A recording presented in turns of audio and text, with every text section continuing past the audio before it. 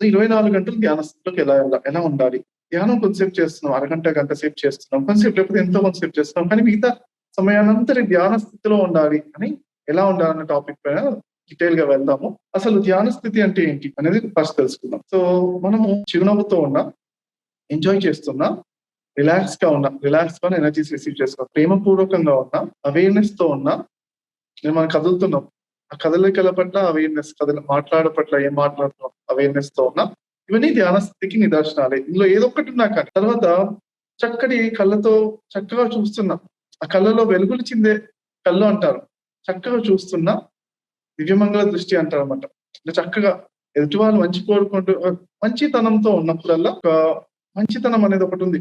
Purity of హార్ట్‌తో ఆ చక్కటి చిన్న పిల్లల హృదయంలాగా ఆ మంచితనాన్ని, ప్యూరిటీని మనం మెయింటైన్ చేస్తున్నా కానీ, అది కూడా అద్భుతమైన ధ్యానం ఫ్రెండ్స్. ఓకే.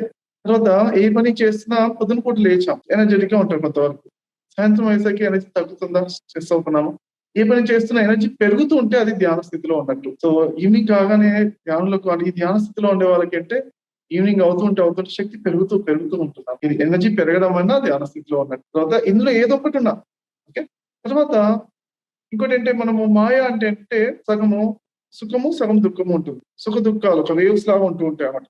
ఆ వేవ్స్ కాకుండా చక్కగా ఎప్పుడు సుఖంలో స్థితి లోపల ఉండడమే ఈ ధ్యాన స్థితి గుర్తుంచుకోండి.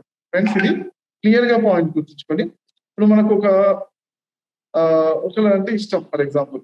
వాళ్ళు మనతో ఉన్నప్పుడు ప్రేమగా మంచిగా ఉంటున్నాం.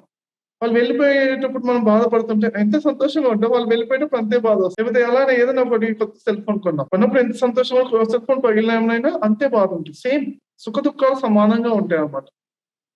అయితే ఇది మా యొక్క అవేర్‌నెస్‌తో ఉండి ఎప్పుడు అయినా కానీ సంతోషంగా ఉండడం. ఎప్పుడు కూడా ఒక 1% అయినా కొంచెం ఎక్కువ సంతోషాన్ని మెయింటైన్ చేయడమే ఎప్పుడు ధ్యాన స్థితిలో ఉండడం అన్నమాట. సో, ఫర్ ఎగ్జాంపుల్ నేను చెప్పిందేంటో ఇది న్యూట్రల్. జీరో యాక్సెప్టెన్స్‌లో ఉండడం. ఇక కింద బాధపడడం అనుకుందాం. ఇక పైనంతా కూడా 0-100 సంతోషము, ఆనందము, మాదానందం, బ్రహ్మానందం 100 అనేది బ్రహ్మానందం అనుకుందాం. Top most.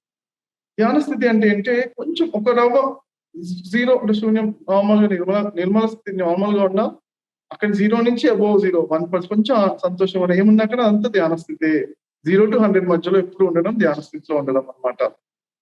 0 టు మైనస్‌లోకి ఉండడం అది ధ్యాన స్థితి నుంచి బయటికెళ్ళిపోయి మాయా స్థితిలో ఉన్నట్టు అది గుర్తుంచుకో. మాయ స్థితిలో ఉన్నామా?